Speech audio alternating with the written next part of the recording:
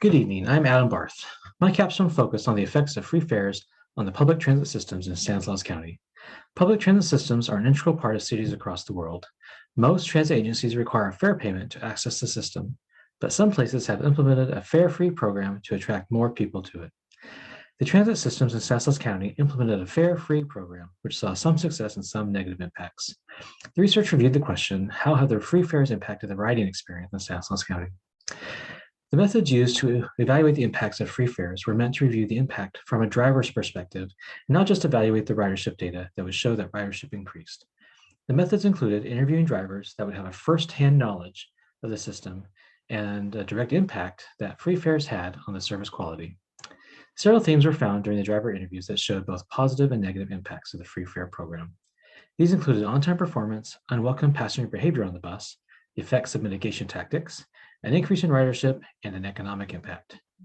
A free fare program can impact on-time performance by several factors. Since free fares often attract more people using the system, the bus will be at bus stops longer to load passengers.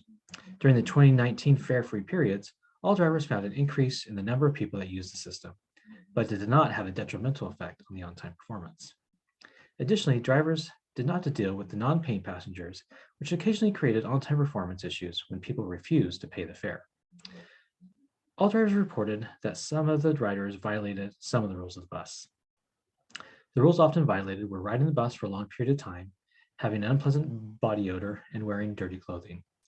Driver interviews revealed that some apparent homeless individuals just rode the bus on the significantly hot and cold days just to get out of the elements to have a soft place to sit in an air-conditioned space. According to some of the drivers interviewed, the mitigation efforts should be improved to provide more support to drivers. One of these additional efforts was to increase the number of security personnel that are available to drivers to enforce the rules and effectively deal with passengers. Even though the evaluation did not interview passengers, all drivers reported that passengers were grateful for the free fare periods. In many cases, transit systems are used by a segment of the population that have low incomes. As these riders did not have to pay the fare for the bus, they were able to use that money for other purposes. The drivers interviewed for the research indicated a positive attitude toward the free fare programs that were offered. Even with the negative impacts conveyed by drivers, the positive outcomes provide support to continue similar programs with an emphasis on concerting methods to mitigate the negative impacts.